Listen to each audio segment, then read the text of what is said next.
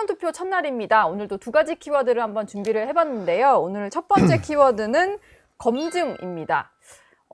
이게 지금 토론회 때 발언 때문에 역풍을 맞은 이준석 후보가 오늘 재차 반격에 좀 나섰는데 어떤 발언인지는 다들 아실 것 같고 이준석 후보의 발언이 과연 선거판에서 누구에게 악재가 될 건가 세 분에게 공통 질문을 하나씩 드리고 시작을 해볼까 하는데요. 박상수 대변인부터. 네. 그냥 이제 우리 당에서 요 발언이 나오고 나서 당내 분위기를 그냥 제가 좀 말씀을 드리면 네. 그런 얘기가 제일 많이 돌았어요. 실질적 단일화가 이루어졌다. 실질적 단일화? 예.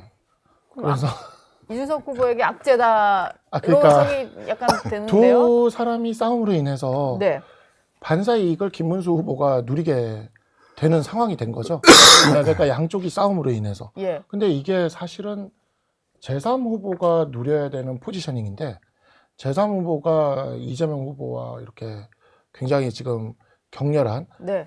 그게 지금 펼쳐지고 있지 않습니까?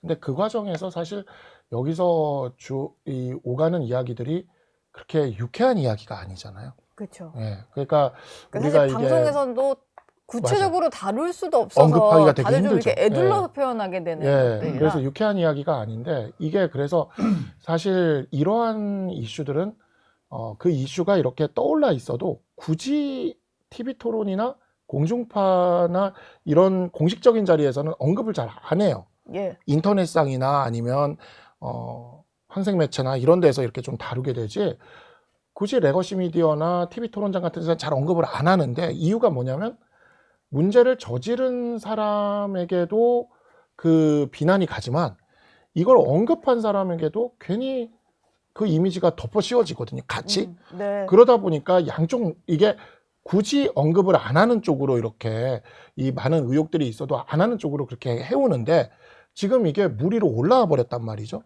그로 인해서 양쪽 모두에게 타격이 갈 것이고 그로 인해 김문수 후보가 상대적으로 지금 돋보이게 되는 상황이 오게 되니까 당내에서는 실질적 단일화인가? 라는 이야기가 돌고 있습니다. 예. 어쨌든 김문수 후보를 제외한 나머지 후보에게는 좀 악재가 될 거다. 이렇게 좀 해석할 수 있을 것 같고 이긴 공동상임선대위원장님. 공동선대위원장. 공동선대위원장님. 예. 재미있는 해석이었습니다. 네. 예, 한 갑자기 줄평이에요? 제가 이재명 후보와 실질적 단일화가 된다는 건 여러 방송을 다녀봤지만 처음 듣는 분석이기 때문에 이재명 후보의 실질적 단일화는 아니고 아마도 김문수 후보 쪽으로 표가 가고 있으니까 그러니까 저희가 이런 발언을 한다고 해서 다른 후보와 단일화가 된다는 것은 새로운 초식인 것 같다는 생각이 들고 어쨌든 그러니까 저는 결국 이재명 후보에게 좀 악재가 될 수밖에 없다고 보는 게 저의 판단이 아니라 결국 이제 SNS 상에서 혹은 온라인 여론상에서 어떻게 많은 워딩들이 언급이 되나를 전부 그 총량을 살펴보면 네. 당장 이제 지금은 트위터라고 하죠. 최근에 이제 X라고 X로 하는데 바뀐 거. 거기서 최신 트렌드 게시물의 태그 숫자가 올라가는 게 나와요. 네. 거기서 이재명 아들이라는 게 지금 2위인가 3위를 다투고 있습니다. 아, 그래요? 10만 개, 9만 개 이렇게 기록되고 있어요. 그러니까 민주당도 그렇고 여러 가지 시민단체도 그렇고 그렇게 발언했던 이준석 후보에게 마구 공격을 가하잖아요. 근데 지금은 선거 국면이기 때문에 제3자 구도가 세게 붙어 있으니까 예. 네. 기자님들이 계속 따라다니면서 얘기를 듣는단 말이에요. 네. 그러면은 이재명 후보가 저렇게 공격하는데 원작자신가요? 라고 물어보면 계속해서 이준석 후보는 저 원작자 아닌데요? 그건 제 창작물이 아니라 사실상 이재명 후보의 아드님이 댓글로 쓰신 겁니다라고 하면서 사람들로 하여금 계속해서 내비게이션 역할을 한단 말이에요.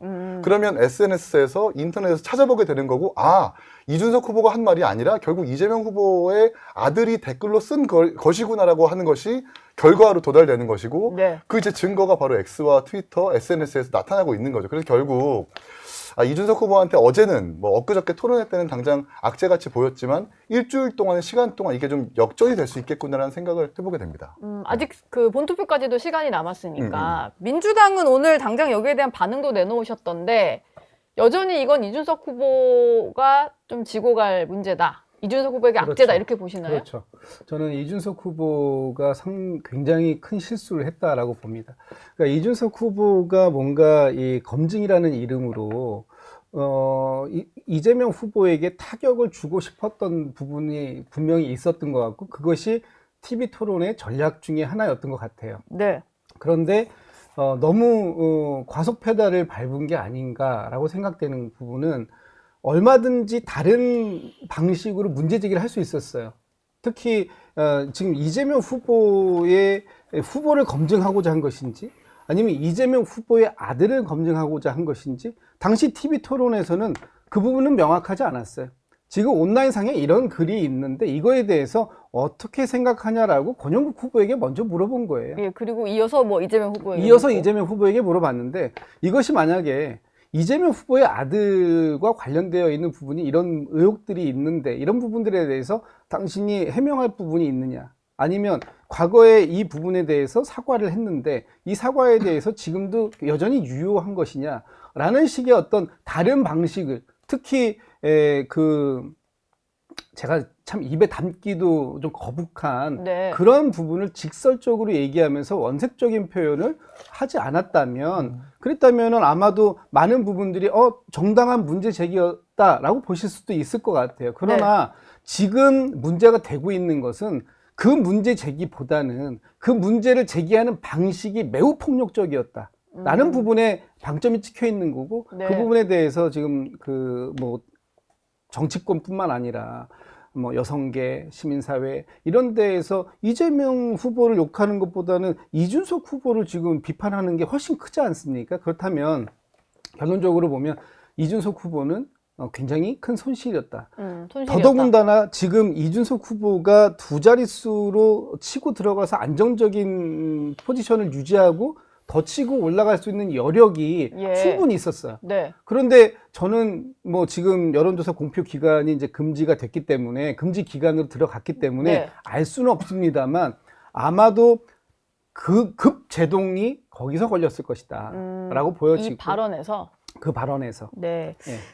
오늘 김재섭 의원이 좀 재밌는 표현을 썼던데 지금 이제 이준석 후보나 개혁신당 쪽에서는 우리가 달을 가리켰는데 왜 손가락만 보고 그러냐라고 하는데 가운데 손가락을 들었기 때문이다. 뭐 이런 식의 비유를 좀 썼더라고요.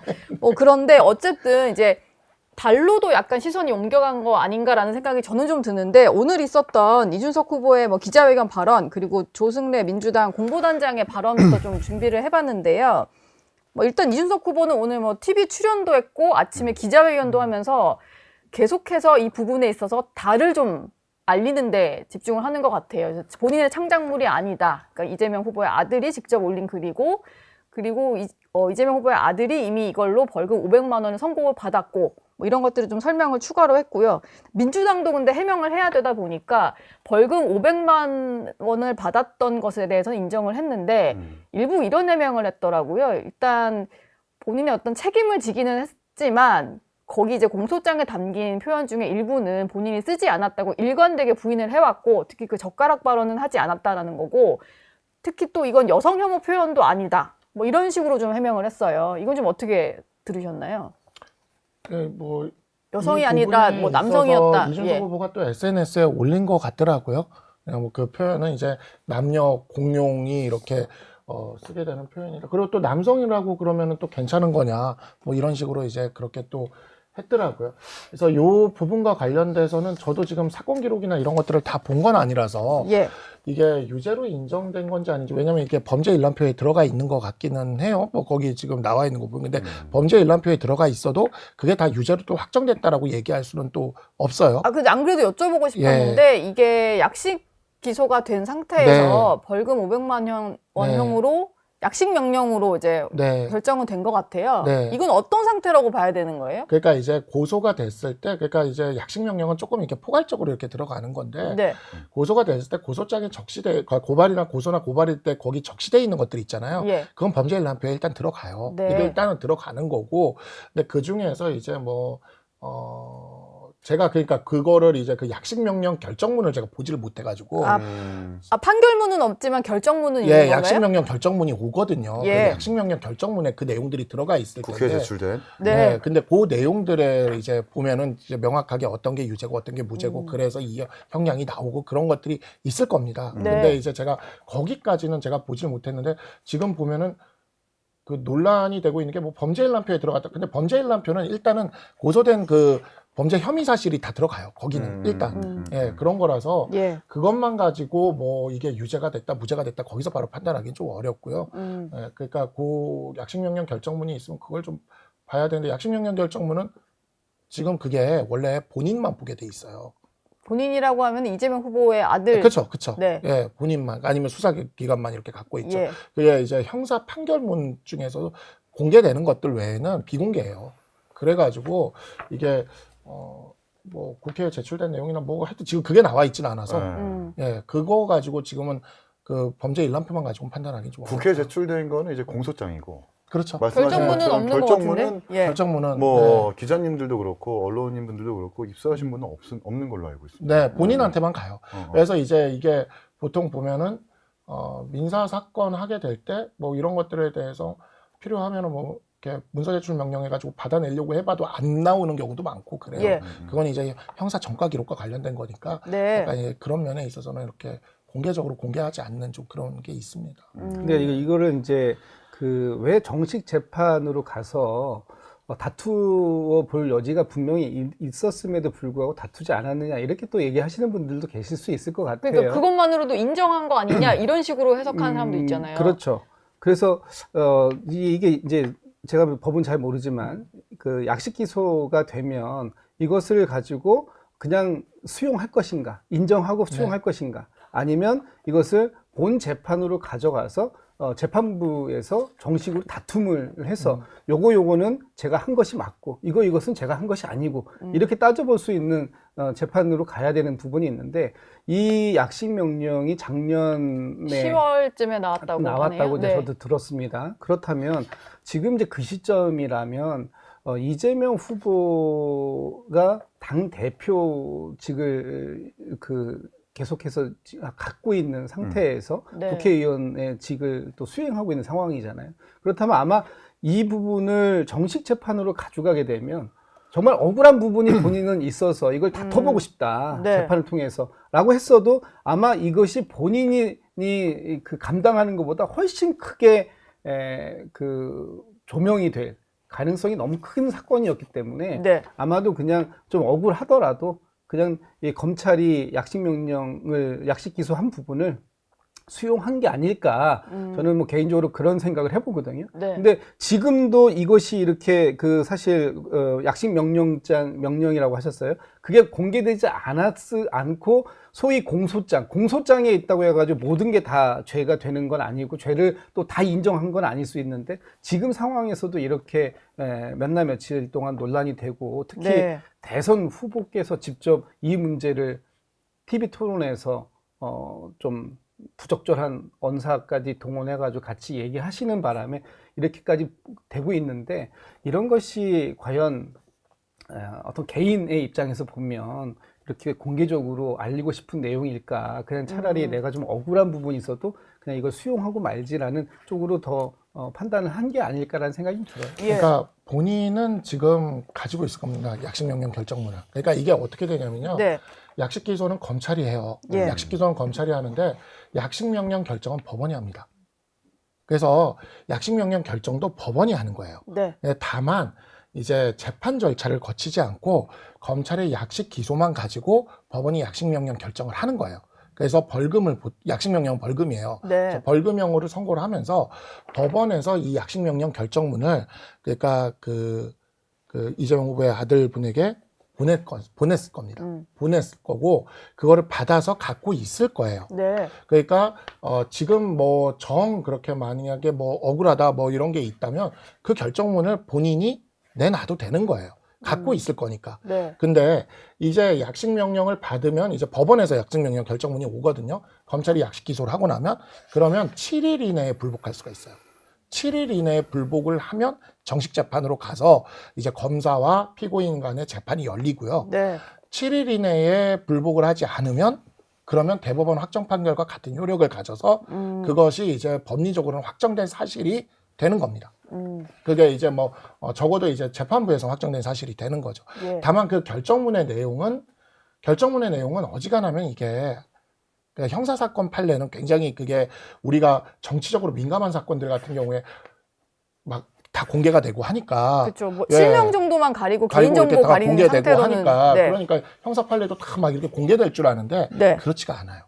형사 판례는 이게 프라이버시와 이게 정과와 관련된 굉장히 좀 민감한 그러한 내용을 담고 있기 때문에 네. 어지간하면 공개가 되질 않습니다. 근데 일단 그러니까 저는 공소장이 공개됐다고 해서 모든 죄가 이동호 씨에게 해당되는 것은 아니다라는 것에 대해서 좀 그렇게 부정적으로 생각하는 게 공소장을 보면 혐의가 여러 가지가 아니에요. 그냥 인터넷상에서 그 리버의 땡땡이라고 하는 아이디, 이기고 땡땡이라고 하는 아이디, 그 두 아이디가 두 개 아이디. 동일 인물인데 게시판에 댓글을 많이 썼고 그 사람을 특정할 수 있다는 것이기 때문에 많은 혐의가 아닌 이상 그 이재명 후보의 아들 일은 맞다라고 보는 게 맞고, 그리고 사실 저희가 혐오라고 막 이준석 후보를 향해서 부적절한 발언이라고 표현을 하는데 물론 당연히 그대로 가져온 것에 대해서는 비판받을 수 있죠. 본인도 사과를 하고 있고요.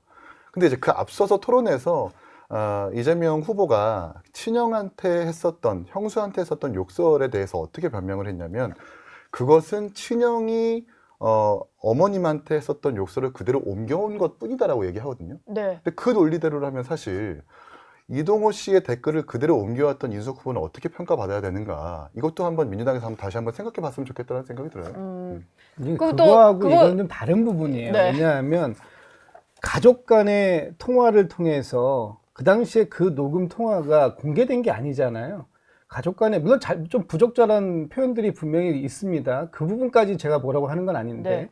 어쨌든 가족 간의 통화들이 바깥으로 공개된 것, 그런 부분들에 대해서 이재명 후보가 매우 송구스럽게 생각한다라는 부분도 분명히 사과의 의미도 말씀을 주셨는데, 이 문제는 다른 부분인 게 그대로 그 표현을 옮겨왔다고 해서 그것을 방송 중에 TV 토론, 이 대선 후보들의 TV 토론 중에 여과 없이, 물론 약간 순화했다고는 하지만 네. 사실상 그걸 듣고 있는 많은 시청자들이나 국민들께서는 매우 불쾌하고 깜짝 놀랄 발언. 놀라는 이니까. 발언이었다. 그래서 어떤 분들은 뭐 TV도 껐다고 하고 뭐 이런 상황들인 거잖아요. 그렇다면 이 똑같은 발언을 옮겨온 행위가 문제가 아니라 그 행위를 언제 어떤 방식으로 했느냐의 문제가 또 여기는 다른 문제가 있는 거예요. TV 토론회장에서 대선 후보가 직접 인용할 발언은 아니었다. 그렇죠. 네. 얼마든지 비판할 수 있습니다. 예. 아니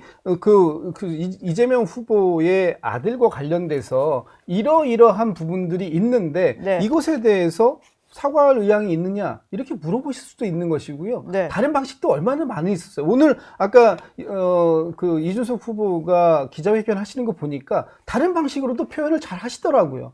그렇게 했다면 네. 이것은 이런 문제로 이 여성 혐오 발언이다 아니면은 이 폭력적 발언이다 이렇게 가지 않았을 수도 있어요. 저는 여기서 요걸 한번 말씀드려보고 싶어요. 그러니까 대선 토론회에서 일반론적인 것으로 질문을 했을 땐 늘 정치인들한테는 원론적인 답변이 나오길 마련입니다.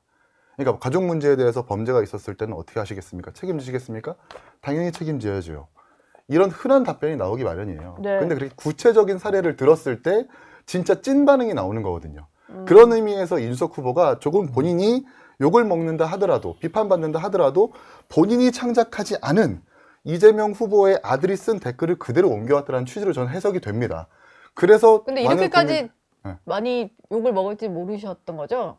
뭐 본인도 약간 감수한 부분도 있었던 것 같아요. 그러니까 저는 그 표현 자체나 이런 것들에 있어서는 예를 들어 사이비 종교의 어떤 성적 방종과 관련된 다큐멘터리 프로그램 우리 사회에서 굉장히 논란이 됐던 그 내용이 있었습니다. 재현 장면이나 이런 것들이 굉장히 충격적인 게 들어갔다 뭐 이런 식의 이야기들도 있었고, 그 다음에 미투가 한창일 때 보도하는 과정에서 앞다퉈 보도하는 과정에서 굉장히 적나라한 그런 사실관계에 해당되는 내용들이 재현까지 해가지고 공중파 방송들이나 이런 데서 보도가 이루어졌던 것도 제가 기억을 해요. 예.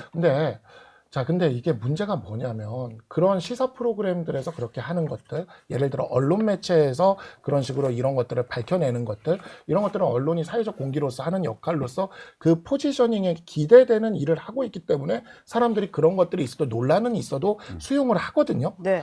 근데 이런 것을 대선 후보가 대선 토론회장에서 이야기하기에는 이 TPO가 맞지 않는 면이 분명히 있어요. 그러니까 이게 뭐냐면 대선 토론회장에서 대선 후보가 그런 말을 직접 입에 담을 것이라는 생각은 잘 아무도 기대하지 못할 겁니다. 저도 그날 이제 그 TV 토론을 보고는 있었지만 순간 멈칫했거든요, 진짜. 이거는 아마 전 국민이 느꼈을 거예요. 그걸 들으면서, 네. 예, 약간 이 단어가 여기 나온다고 하는 생각이 이렇게 딱 드는 거죠. 네. 그러니까 순간 멈칫하는 게 있어요. 근데 지금 보면은 분명히 그 단어 하나의 힘으로 지금 이 많은 사회적 논란들이 지금 거의 대선 막판에 이슈는 이게 지금 다 덮고 있는 상황이지 않습니까? 근데 하나만 여쭤보면 네. 국민의힘에서 지금 뭐 주진우 의원이 단장을 맡아서 이재명 가족비리 진상조사단도 꾸린다고 하고 네. 국민의힘도 이걸 약간 검증의 영역으로 끌어와야 된다. 그리고 아까 이기인 최고 얘기를 들어보면 구체적으로 방송이나 뭐 신문 지면에서 정확한 워딩을 인용은 못하지만 저게 뭘까 하면서 사람들이 관심을 갖고 찾아보면서 네. 이게 뭔지 알게 된다는 거잖아요. 예, 예. 이것만으로도 사실 이제 이준석 후보가 조금 생각했던 그런 식의 반응들이 나오고 있다라고 볼 수 그러니까 있을 것 그걸 같아요. 기대했던 것 같아요. 예. 근데 그거를 기대하면서 본인에게 어떤 정치적인 득이 있을까를 생각을 해보면 그건 또 모르겠다는 거죠. 본인 그러니까, 입장에서 예, 이제 본인 손해를 입장에서. 본. 그래서 이것을 왜 이렇게 선택을 했을까는 글쎄요. 이번에 투표 결과가 많은 것을 보여줄 거라고 생각을 합니다. 이것이 어떤 의미를 가지는 건지. 제가 지금 우리 박 전 대변인님 말씀에 일부 공감이 되는 부분이 뭐냐면, 그래서 이것이 정말 검증이라고 얘기는 하지만 정말 검증이 맞는 건가? 오히려 그냥 이재명 후보를 비난하기 위해서 도덕적인 비난이 됐던 뭐 이거 그 어떤 형사적 비난이 됐던 뭐가 비난을 하기 위한 네거티브에 불과했다라고 보는 것이고요. 지금 이재명 후보가 이 과정에서 도대체 어떤 역할을 했죠?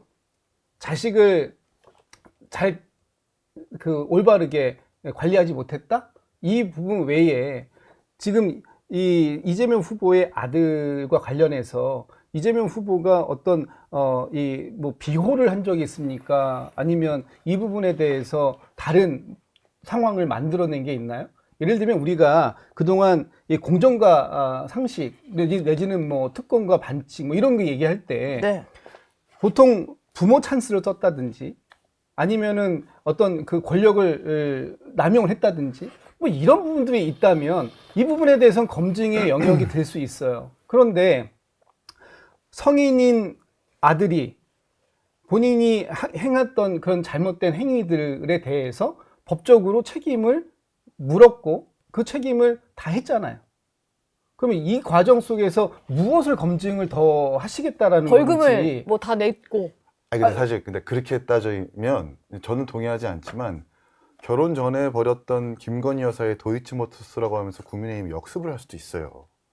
그거는 좀 말이 안 맞는 예시인 것 같고, 사실 그렇게 따지면 이재명 후보가, 그러니까 우리가 이제 국회의원이 재산 등록하고 재산 신고를 하고 재산 공개를 할 때 네. 직계 존속, 부모와 직계 비속, 자녀의 그 재산을 공개하는 이유는 연좌제까지는 아니더라도 공직자의 가족이라면 그 품위와 도덕성, 기본을 갖춰야 된다라는 사회적인 약속이 있는 거거든요.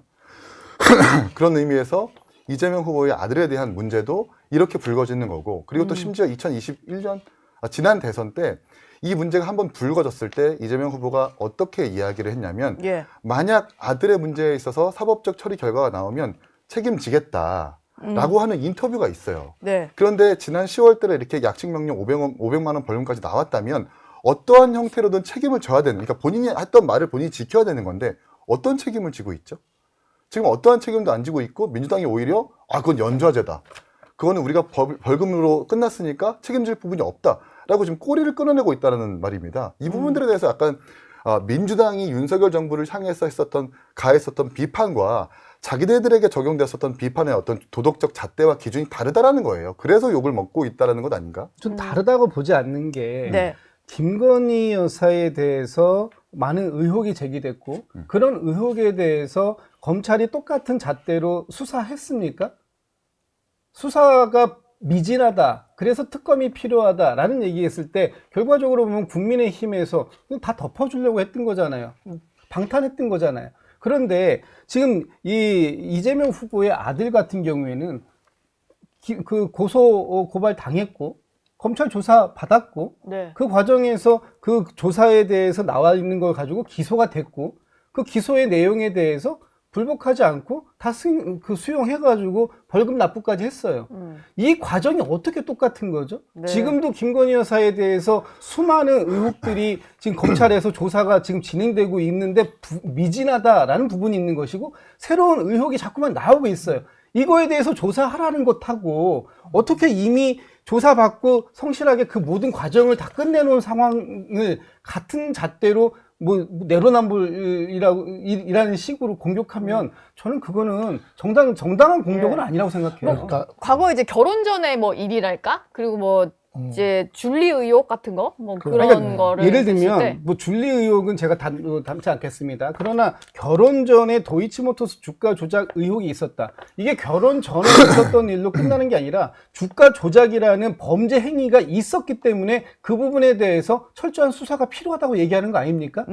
만약에 지금 이재명 후보의 아들에 대해서 이러한 의혹이 있는데 네. 이 의혹이 어떤 권력이나 아니면 이재명 후보의 배경 후광으로 이것이 조사가 안 되고 있다라고 한다면 지금 이렇게 말씀하실 수 있고 공격하실 수 있다고 봐요. 그런데 그게 아니잖아요. 뭔가 의혹이 범죄 사실과 관련된 의혹이 있고 그 의혹에 대해서 조사를 다 받았고 어떻게 하죠? 그럼 여기에서 이재명 후보가 과연 그 과정 속에서 도의적으로 아버지로서의 도의적인 책임 말고 다른 책임을 져야 된다? 어떤 책임을 질 수 있는 그러니까 거죠? 그냥 후보직을 사퇴하라는 말씀이신가요? 네. 제가 어제 방송에서는 이 부분에 대한 질문이 나와도 제가 제가 생각이 아직 정리가 안 돼서 답변을 제가 드리기가 힘들다 이렇게 했어요. 어제 방송까지는. 근데 오늘까지도 제가 이 문제를 가지고 좀 생각을 해봤거든요. 저도 그랬는데 이게 왜 이렇게 충격적으로 느껴질까라고 하는 것들과 그 다음에 이제 이런 것들을 찬찬히 이렇게 생각을 해보니까 민주당은 생각해보니 과거 박근혜 전 대통령에게 뭐 88 정인이 인신공양이니 하는 이야기들이 있어서 그게 꼭 민주당이 아니라 민주당 지지자들이나 이런 그 관련 유튜브나 네, 이런 네. 데서 예. 하나도 밝혀진 게 아니에요. 그 다음에 아까도 말씀을 주셨지만 김건희 여사에 대해서는 또 줄리 의혹은 또 그렇게 있었어요. 그러니까 이게 선거 때마다 이런 것들이 분명히 있었고 민주당 쪽에서 오히려 정말 입에 담기 어려운 것들을 많이 가져와서 했었는데 근데 왜 이번 건은 더 또 이렇게 좀 더 크게 다가오는 것일까를 생각을 해보니 한 번도 민주당에서 후보가 직접 그것도 대선 TV 토론회장에서 줄리 의혹이나 88정이나 인신공양을 얘기하진 않았어. 토론회장에서는 하지 예, 않고 하지 않았어요. 그러니까 이런 식의 이야기들이 주변에서 나왔지 네. 직접 이렇게 던져서 나온 적은 없었던 거예요. 없었다. 예. 그래서 제가 지금 그래서 저는 지금 인터넷상에 그것도 가만히 보고 있거든요. 그 흐름들이나 말들을 네. 이렇게 보고 있어요. 굉장히 비판의 목소리도 크지만 또 한편으로는 또 그렇게 언급한 것에 대해서 또 되게 응원한다는 식의 이야기들도 있어요. 그래서 야 이거는 지금 새로운 형태 아까도 이렇게 초식이란 말씀을 정치권에서 보지 못했던 새로운 형태의 초식이 지금 들어온 건데 네.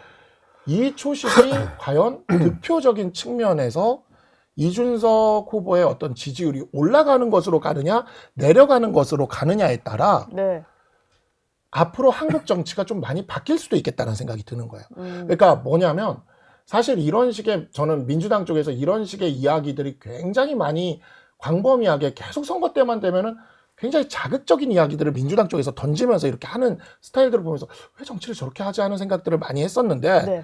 그게 왜 그렇게 하는지를 생각해서 뿌리를 이렇게 따져 올라가 보면 예전에 김대중 대통령이 당선되던 시절에 이회창 총재의 아들과 관련돼서 병역 비리와 관련돼서 갑작스러운 폭로를 터뜨리면서 굉장히 큰 효과를 본 적이 있어요. 예. 근데 그게 계속 뿌리가 이른바 돼서 병풍. 그렇죠. 병풍의혹. 병풍의혹이었죠. 그게 뿌리가 돼서 계속 이것이 이어지고 있구나라는 네. 생각을 했거든요. 예. 근데 그것에 어찌 보면 더 캡사이신적인 자극적인 버전이 이번에 좀 마라맛. 터졌다. 근데 이게 과연 정치적으로 어떤 효과를 거두느냐에 따라 옳고 그름의 문제가 아니라 한국 정치가 좀 또 다른 모양으로 갈 수도 있겠다는 또 생각이 이제 환경이 좀 바뀔 수 있겠다. 듭니다. 예.